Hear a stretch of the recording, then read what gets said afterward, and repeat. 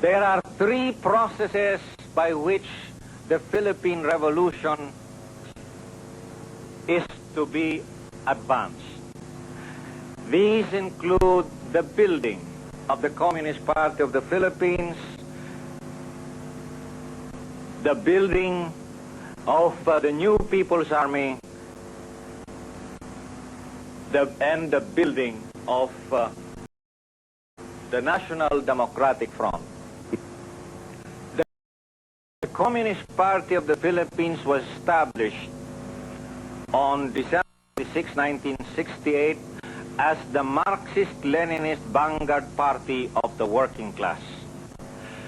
This party is supposed to be the standard bearer of the working class that is the most progressive, productive, and political force in the Philippines.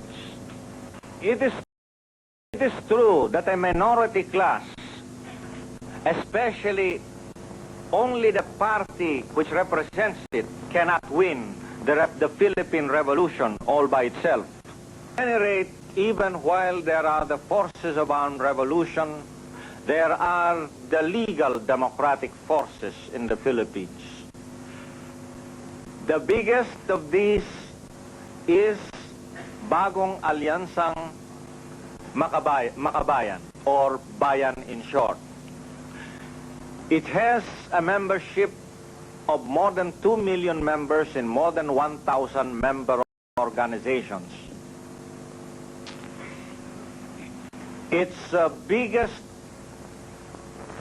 component organizations are Kilusang Mayo Uno, which is the labor center, the Pambansang Kilusang Magbubukid, which is the Kilusang Magbubukid ng Pilipinas, or KMP, Gabriela, the Women's Alliance, League of Filipino Students, Alliance of Concerned Teachers, Cadena, and so on. As I have earlier pointed out, Partido ng Bayan, founded last August 30 and 31, was an outgrowth of Bayan, the big coalition.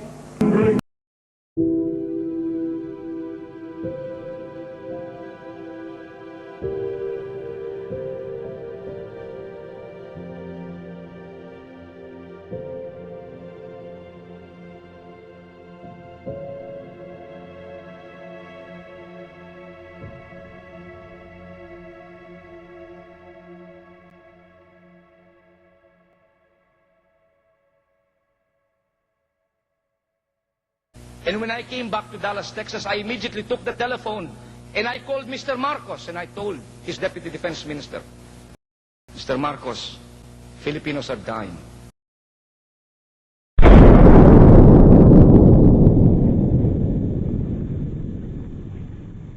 Mr. Marcos, Filipinos are dying.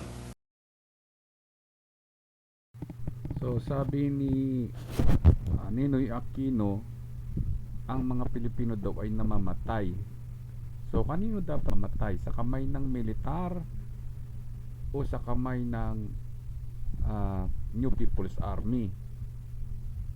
Kanino dapat mamatay ang Pilipino? So mababasa yan sa line 3 to 5 paragraph 1 and line 1 into paragraph 2, na dapat ang bawat Pilipino ay namamatay para sa bansa, ibinibigay ang buhay para sa bansa. Okay, yun po ang sinasabing kamatayan ng Pilipino, dahil ang bansa nila ay tinawag na Eden. Pag sinabing Eden ay bansa na kung saan doon ibinibigay ang buhay. Hindi po ito pwedeng i-translate na dito pinapatay ang Pilipino ng mga inchik na galing sa province of China. So mali po ang history ng komunista, kaya dapat buwagin o alisin, kasi magkakaroon ng civil war kung i-insist ng komunista na sila yung may historic rights and legal title na binura ng komunistang si Aquino doon sa 1973 Constitution sa Article 1 ng National Territory. Tinanggal po ang historic rights and legal title. At ganoon din po yung nationality ng Pilipino, tinanggal din doon sa 1973 at 1935 Constitution sa preamble. Wala na pong nationality ng Pilipino dahil kinonvert po ang Pilipino bilang language, nakabilang sa Austronician family of language na nagsimula daw dyan sa Taiwan para mailink nila yung Taiwan as province na kasama ng Fujian kasi magkatapat lang po yan. So pinaliliwanag ng Inchik na tumawid ang mga Pilipino galing sa Han Chinese and then bumaba sa Fujian, and from Fujian tumawid sa Taiwan, and from Taiwan tumawid sa Pilipinas. Ganun po ang proseso ng evolution ng Chinese ancestry. So ang salitang idin po hindi pwedeng tawagin na evolution o place of evolution or place of mutation. So wala pong ganong kasaysayan ang Pilipinas. So dapat wasakin ang aklat ni NINOY Aquino o ng mga komunista sa Pilipinas. Mr. Marcos, Filipinos are dying. Tell the President I have a formula. Maybe I said this is my way to help our people.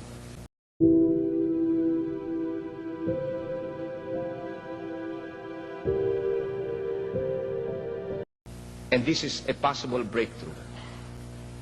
What did Mr. Marcos do?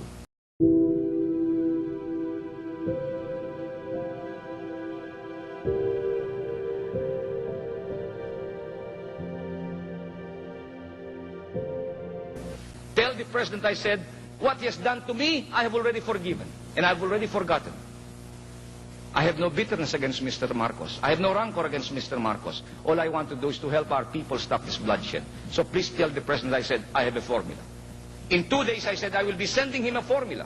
And I wrote this formula, a secret formula I sent to Mr. Marcos, and I said, we should legalize the Communist Party of the Philippines and give them exactly the same forum to expound on their ideas. There may be a difference in ideology and approach, but we are united in one. I will not accept a dictatorship of the right, much less will I accept a dictatorship of the left.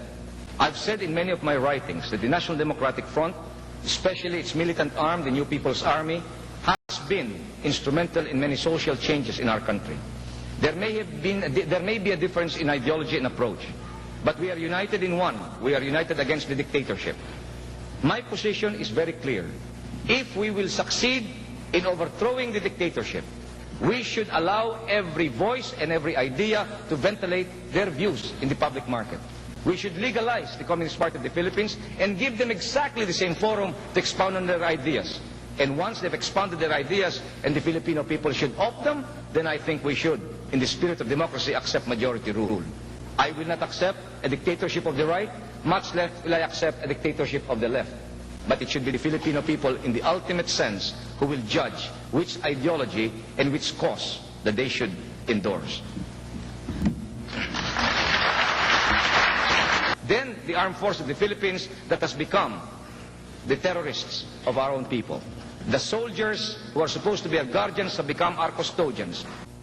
And I cabled Mr. Marcos after my operation. I told him, operation has been successful, however, I developed a pericarditis. My doctors advised me 4 more weeks of convalescence. However, if you feel I should now return to my cell, I shall immediately take the first plane to go back to my cell.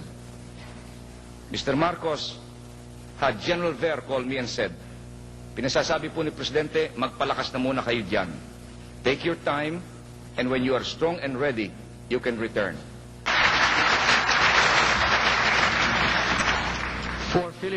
For Filipinos in the U.S., what do you propose for them to do to hasten the dismantling of the dictatorship in the Philippines? For one, there is really very little that you can do. However, I hope that because the press in our country is controlled, every time you write your people back home, include some clippings that are found in American newspapers about what's happening back home. Do you know that yesterday, the Los Angeles Times had a story. 2,000 demonstrated in Manila. Nuns and priests were bombarded by water cannons.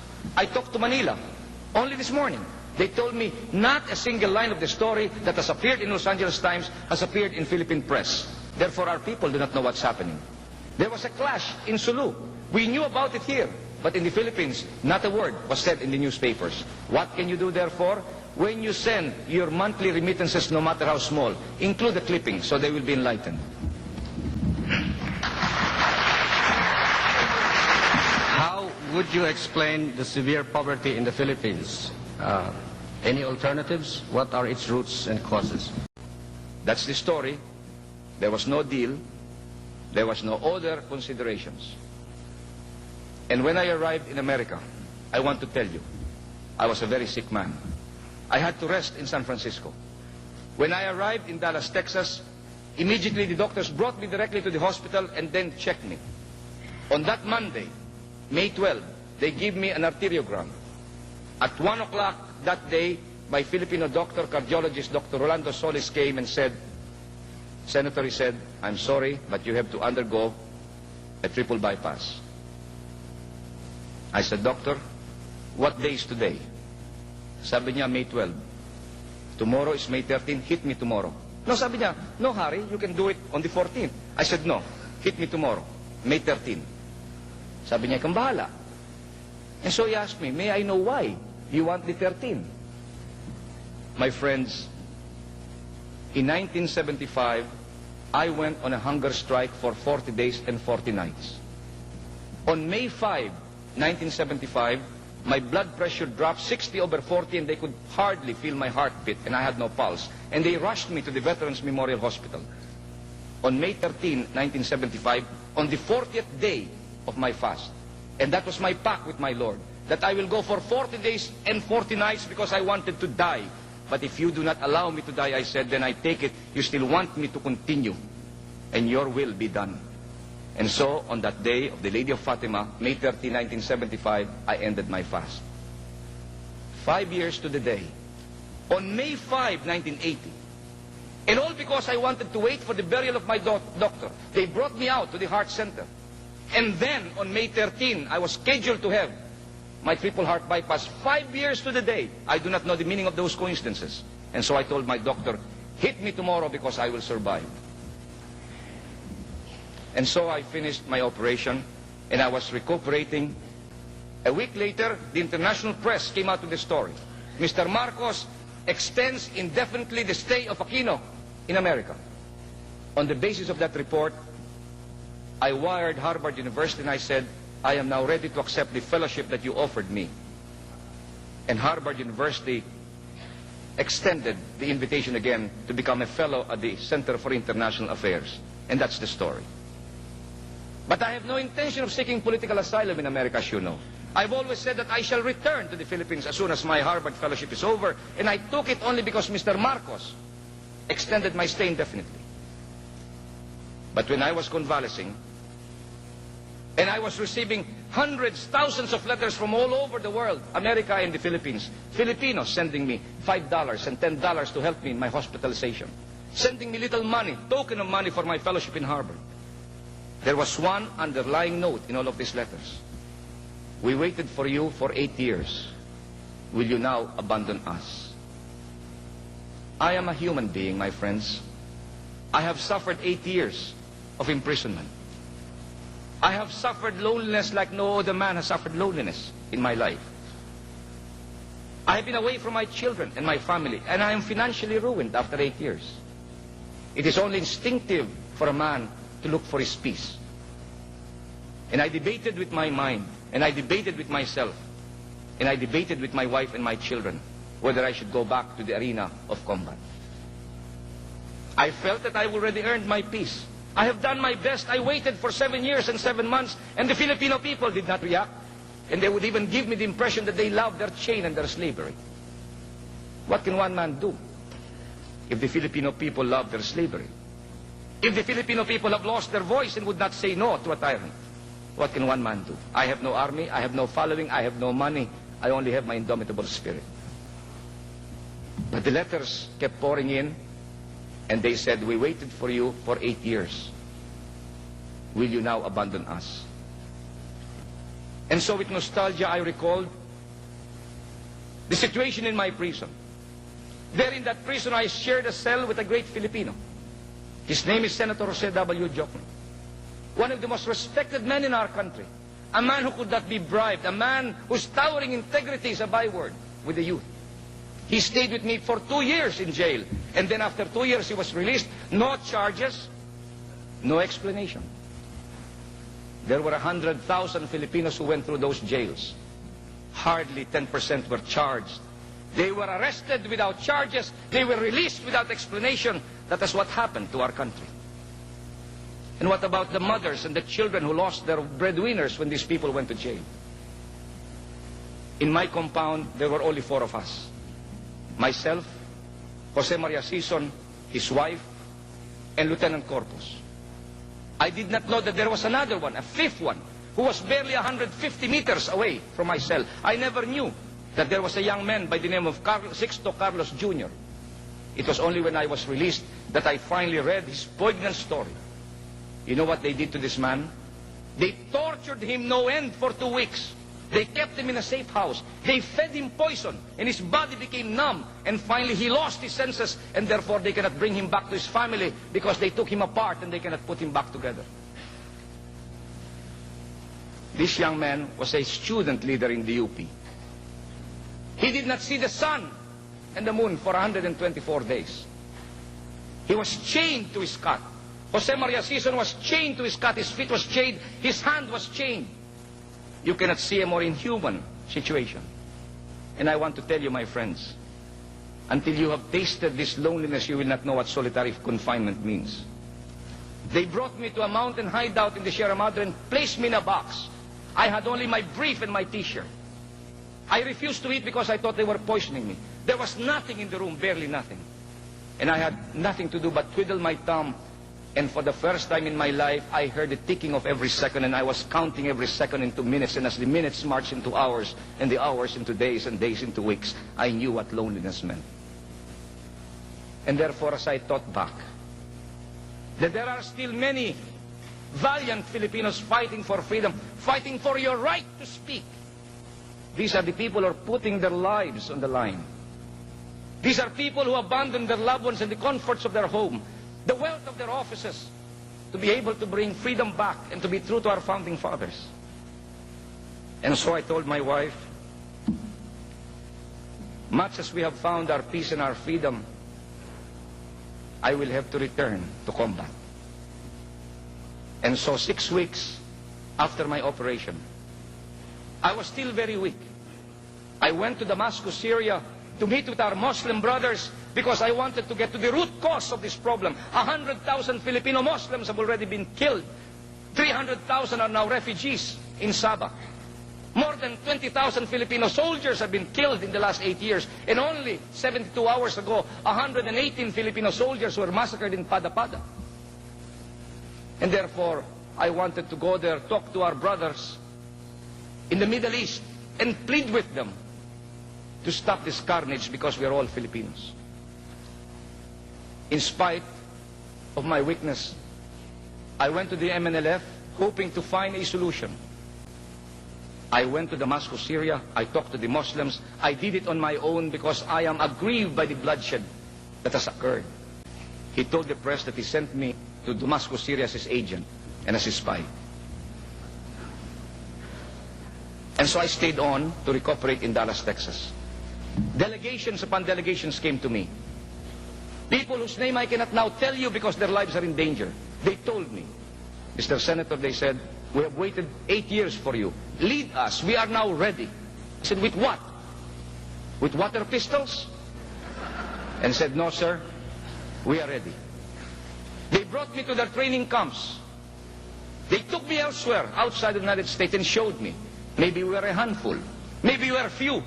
But we are now ready to lay down our lives, and these are young Filipino boys and girls. These are boys and girls who come from the better families, who come from the better schools, but have now said, the time has come, we either put up or shut up. And so again, I entered into a long agony. Because I could not, for the like of me, condone violence. I told them, if you go into the road of violence, it will only lead to more violence, I said. If you kill one, Marcos will kill two, we kill three, and Marcos will kill four, and what will happen to our country? We cannot, I said, go to a road of violence, because violence will only beget more violence, I said. Good afternoon, and welcome to the National Press Club. I'm Vivian Valberg, president of the club and correspondent for the Daily Oklahoman, affiliated with C-SPAN, the cable satellite public affairs network. The Minister of Trade of the Philippines, His Excellency Roberto Ungpin, the Ambassador of the Philippines, His Excellency Benjamin T. Romualdez, the Minister of Information of the Philippines, His Excellency Gregoria Sendanya, Prime Minister of the Philippines, His Excellency Cesar Virata, the Minister of Foreign Affairs of the Philippines, His Excellency Carlos Romulo, I'm sorry. The Minister of Defense of the Philippines, His Excellency Juan Ponce Enrile,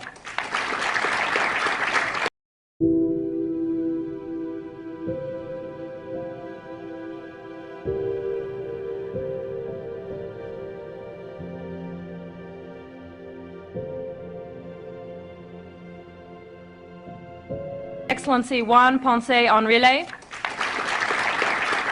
American Ambassador to the Philippines, the Honorable Michael Armacost,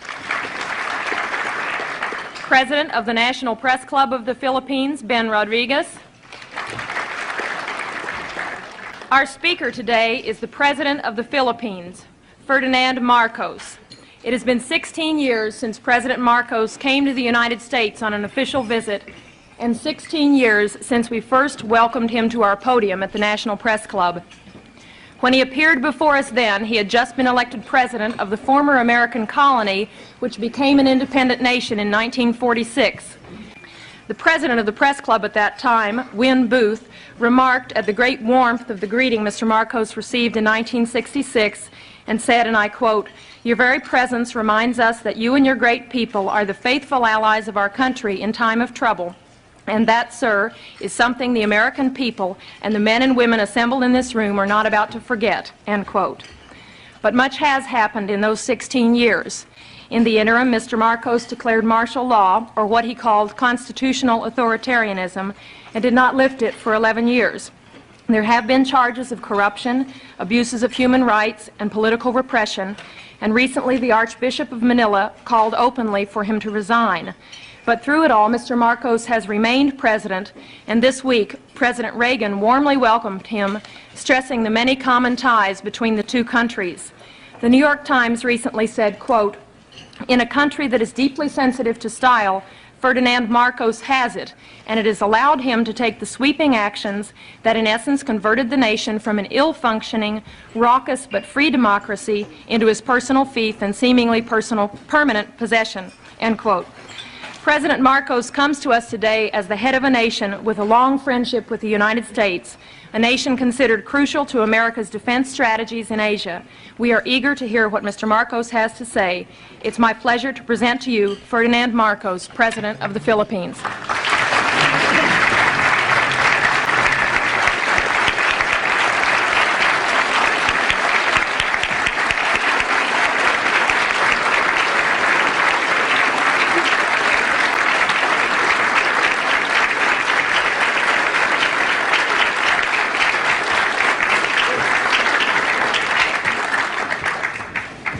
Well, thank you very much, Madam President.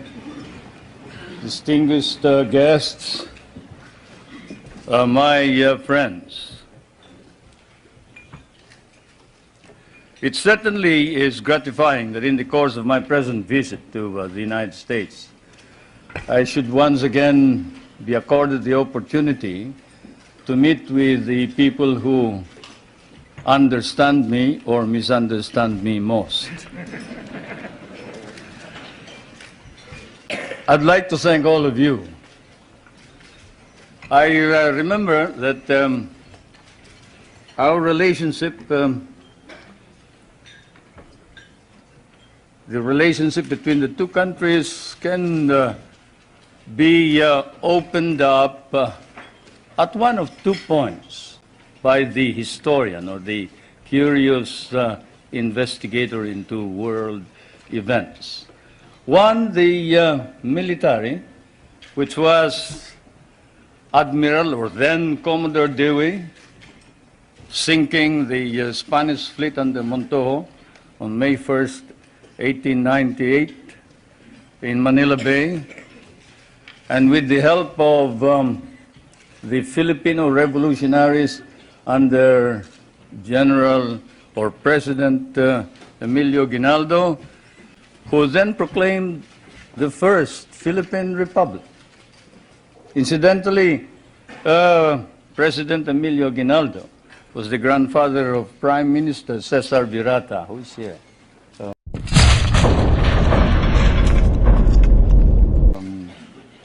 My grandfather only commanded the revolutionary forces.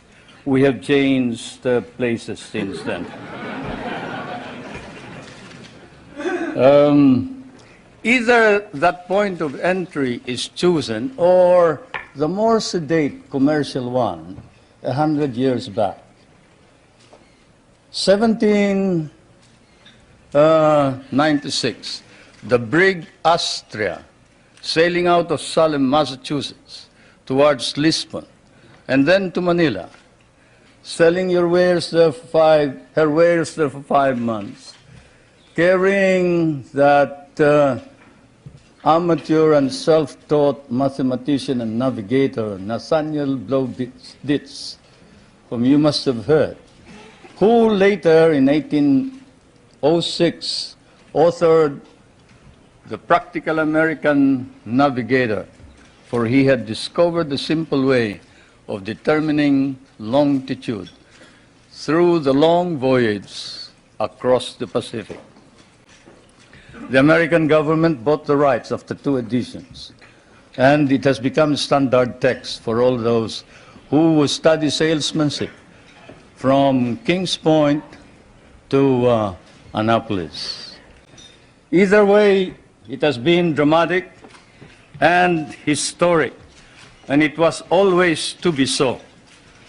There was always extreme on both sides, enmity, if not enmity, extreme friendship, a relationship of love, hate.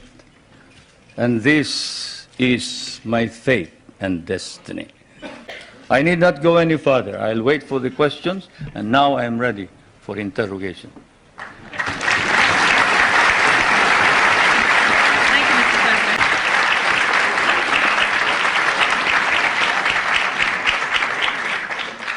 Most of our allies in Europe, concerned about resisting communism, give the U.S. free bases and even share the cost. Why shouldn't we expect the same kind of cooperation from the Philippines instead of demands for more rent?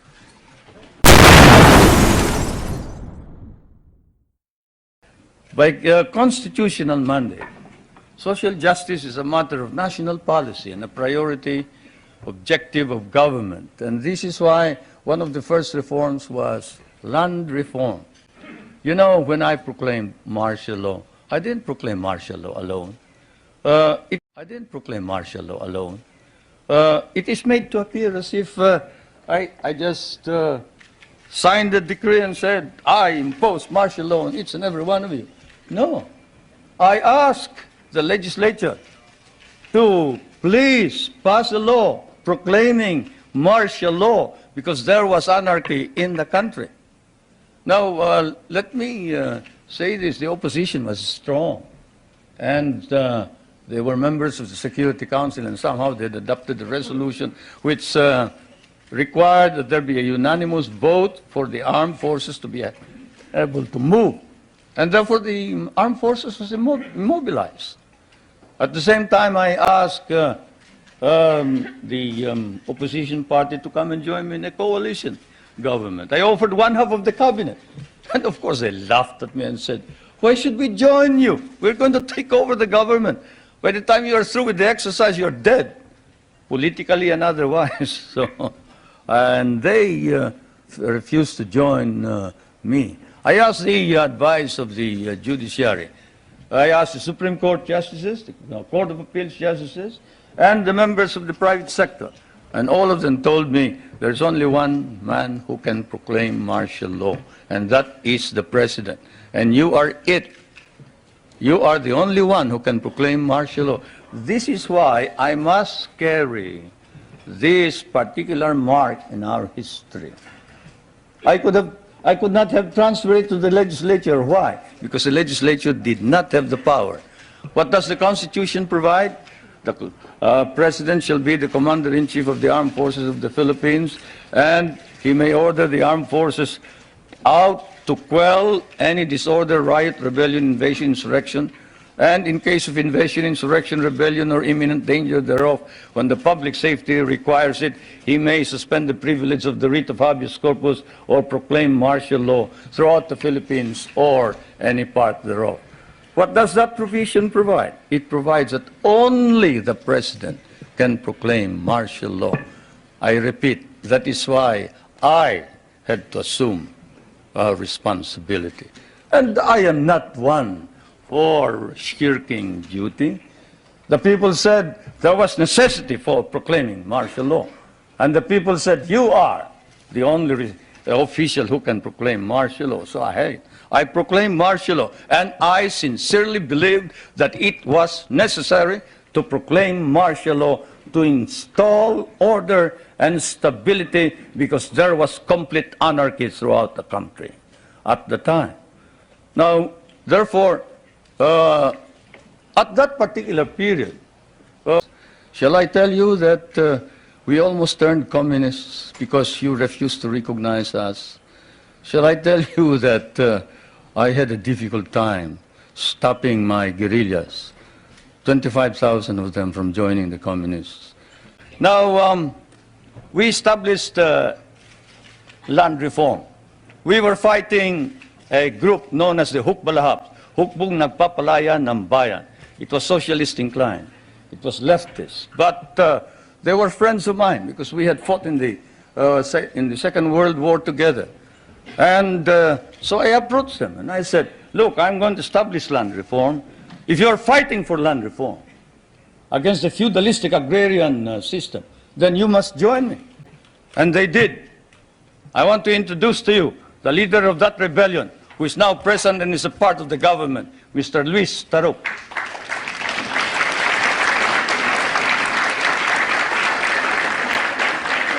He is a member of the National Assembly.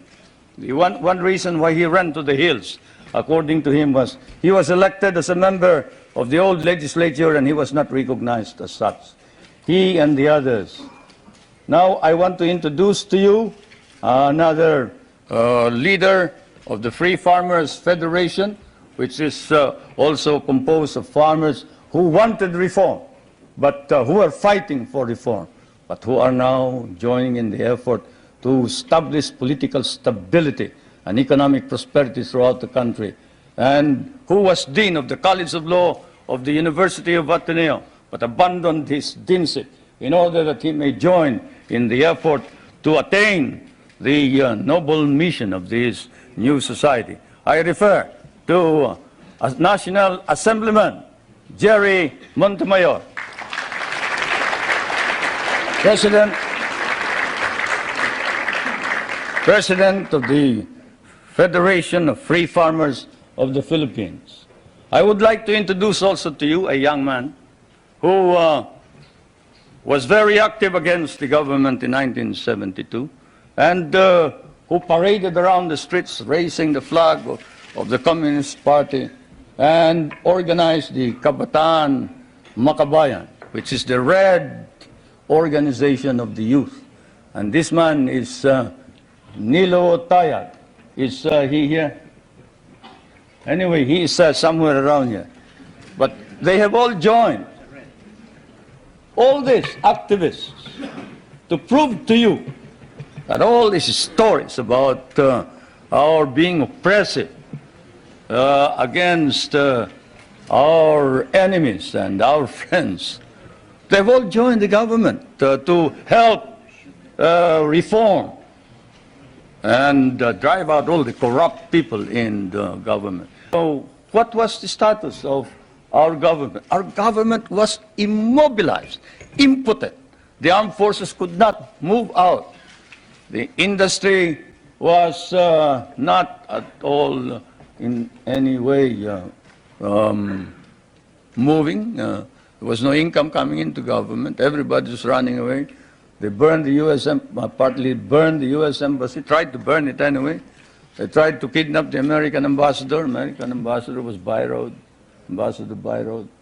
And they tried to kidnap our foreign minister, Romulo, whom you just saw today. And I told him, you better disappear because I will not ransom you.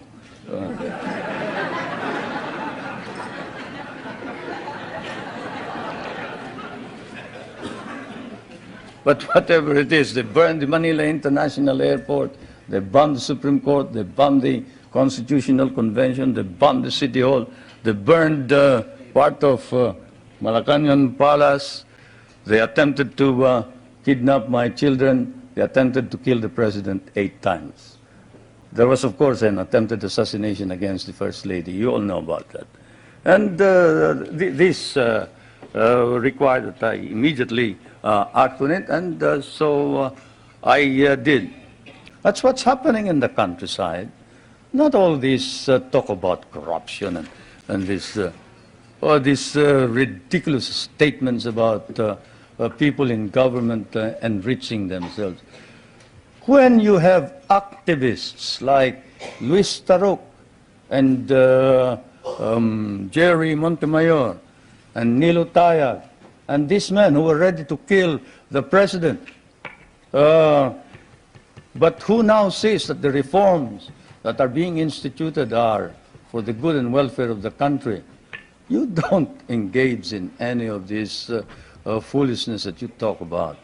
No, everybody is sincere and earnest about making our democracy work. And I can tell you that whoever has told you about these unwholesome observations about the Philippines, better come back to the Philippines. I'll pay for your trip so you can see what's actually happening. The Philippines is a republican state with a duly elected government at national and community level. We have a national constitution duly drafted by a constitutional convention, elected and convened in 1970, and duly ratified by our people in 1973. Under that constitution, ours is a modified form of presidential government with a National Assembly constituted by assemblymen elected by regions in 1978, and a president directly elected by the people in 1981. Legislative power is vested in that National Assembly, while the executive power is vested in the president. And the party in power, the party that won the most number of members in this National Assembly, choose the leader of the legislature, and the leader is the Prime Minister, and he's no other than Prime Minister Cesar Virata.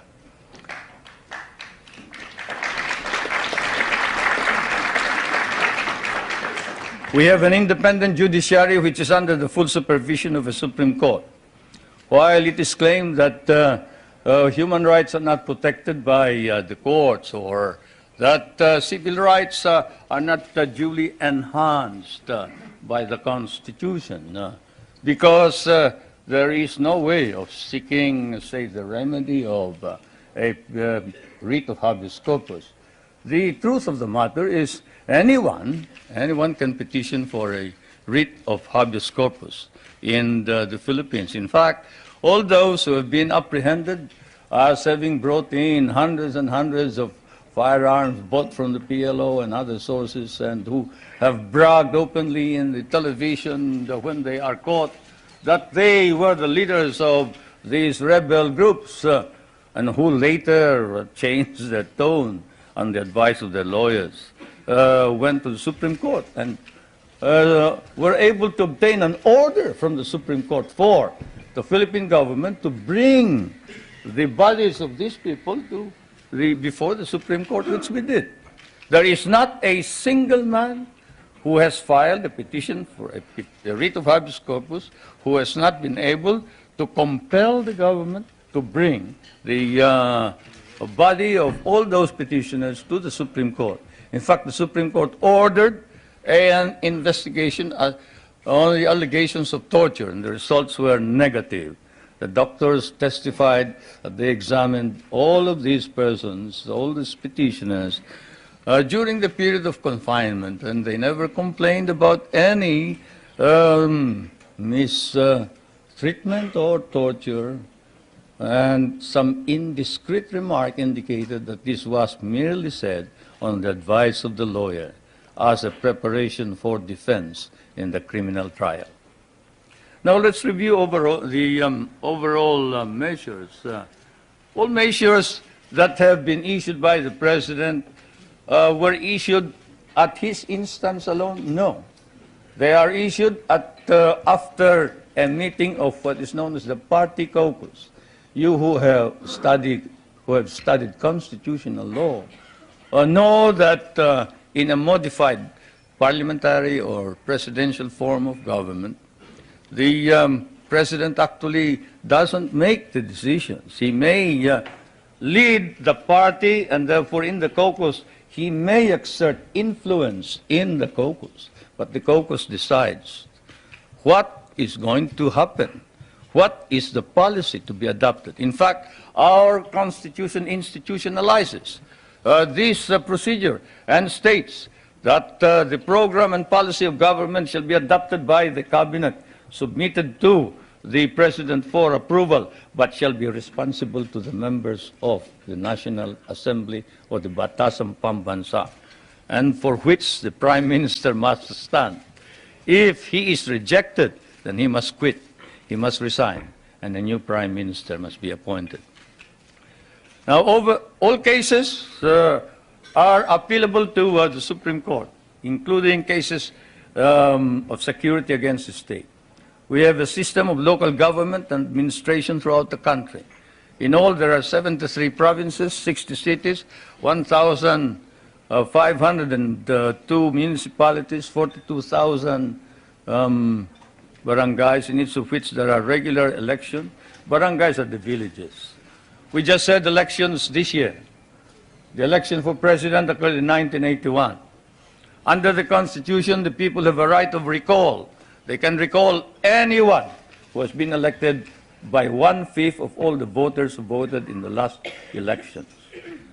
A vote of 1/5 will suffice to call a new election for any given post. Our Constitution likewise provides for a Bill of Rights, which guarantees protection of the political and civil rights of all individuals, regardless of color or creed. Incidentally, that statement allegedly made by Cardinal Sin has been denied by Cardinal Sin. I was surprised that you haven't heard about it. This just goes to prove that there is some time lag when you move towards the West.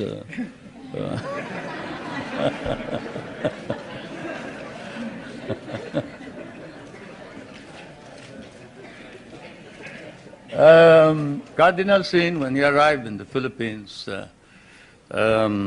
appeared before some of our friends and said, look, there is no quarrel between the church and state, and the church and state are separate. I have no intention of intervening in political affairs. I have not stated that the president should resign. That's his business. That's the business of the people. He was elected by the people, and I'm not about to say anything about this. That's why I'm surprised that here you make much of it. But I suppose that's part of news. It's good copy. Can you imagine asking the president to resign? That's because precisely you sort of forgot that we had done the fighting for you, you know, and we were parts of your armed forces. But in fairness to the American Congress, when we came here and we called attention to the fact that we had been abandoned and forgotten, they themselves, in outrage, immediately passed a law recognizing the services of the Filipino and reinstating them as parts of the United States Armed Forces in the Far East, including back pay and benefits. That, Madam President, is the answer, in addition to the fact that those people that you are talking about have been making money at the expense of the United States for quite a long time, while we have not.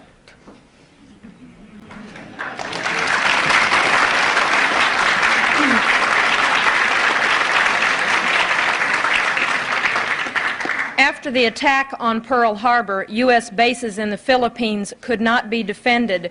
Why should we expect that in another war these bases would be more reliable? That's one of the questions that I wanted to find out. Is it true President Reagan has not raised with you any concern about repression and human rights? Well, he sort of spoke of the fact that we have all this constitutional provision.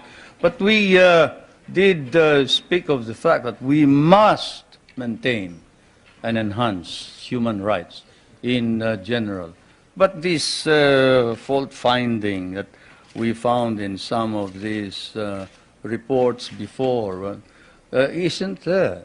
There is this open-mindedness and fairness which we expected of America and the Americans. The Americans that I know, the Americans who fought beside me, the Americans who bled with me in many a battlefield, was a fair man. He was a just man. He was a courageous man. He was a man who saw right and did right.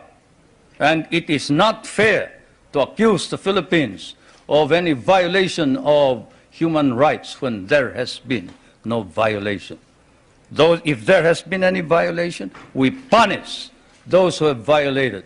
And I now ask that this particular writing of one of the most celebrated figures, who claims to have, at the beginning of the campaign against my government, claims to have been maltreated by some of the military men, now reports exactly what happened. I asked that my staff distribute the letter of Herrera, Trinidad Herrera. I can tell you that the property of the Marcoses has been brought into a blind trust. And not a 2020 blind trust either. It's a real blind trust. And we don't know exactly how that blind trust operates the property. But I can assure you, if any public official engages in corruption, he will land in jail. That is definite. We have an ombudsman. We are the only country with an ombudsman. You know what an ombudsman is? He's the officer who watches over the corrupt officials of government. And this man has charged more than 1,000 officers and employees and sent most of them to jail. Is Justice Pamaran here? He must be somewhere around. Where's Justice Pamaran? There he is. There's the ombudsman.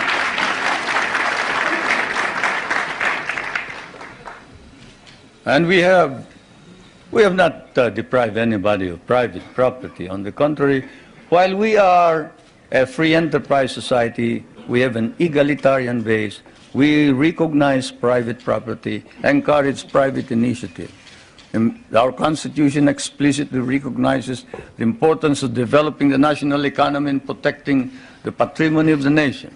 In line with this, a National Economic and Development Authority has been created for the purpose of planning and coordinating economic development plans. I chair that Economic Development Commissioner. Now, I did not come all the way here to recite these basic facts to you, but it is best that we wrote this at once,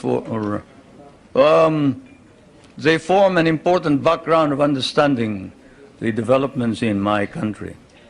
Relations between the United States and the Philippines now span, I'd say 84 years if you mark the Battle of Manila Bay, 184 years perhaps if you mark the Brig Salem, from Salem, which when it returned to Salem brought back hides, indigo, lumber, pepper, and paid $24,000 in tariff duties.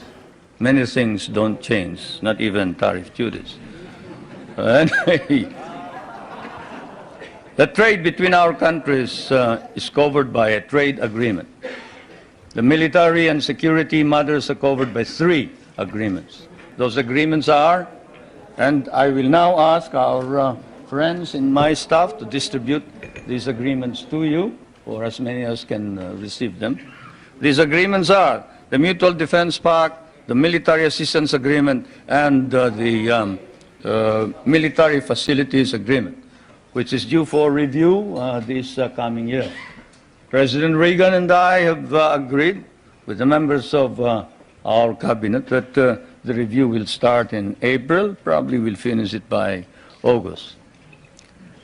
Through it all, our relationships develop in a way unique to nations so disparate in size and circumstances and so distant from each other. The direction which American colonization took in the Philippines in the political, economic, and military, cultural spheres were such that for us, relations with the United States would remain crucial for a while. It is said that language is the greatest conveyor of culture. If that be so, if that wise man who said that is right, then your language has certainly conveyed to my country your culture. And this is why the relationship between our countries is something undefined. Our interests may have diverged in the period after our recovery of national independence in 1946, but this relationship has endured. And the question that is often asked is, does the Republic of the Philippines differ from the American Republic? Yes and no. It doesn't differ in the sense that it is democratic, but it differs in the sense that we have a prime minister, and in the sense that we try and make the legislature and the president or the executive work together. We cannot afford any stalemates. We cannot afford any delays. It is a modified presidential form of government, while yours is a complete and pure presidential form of government. Why did we change this? Because we cannot afford stalemates and deadlocks. Yours is a strong economy and a military power. Ours is a weak country. We cannot afford to delay and postpone decisions pending the debates between Congress and the President or the Prime Minister.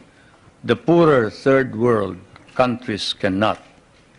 And so, my friends, that is the situation. I am now going to ask also that my staff distribute to you the social and economic indicators of my country in showing to you the dynamism and the vitality of our economy. We have changed our economy such that we hope to be able to be self-sufficient. We were importing rice before. The last time we imported rice was in 1976, 77. We paid $500 million for that price. Today, we are exporting rice to our neighboring countries. And the per capita income was about $200. Now, it is more than $800 per capita income. The gross national income has increased 5 times.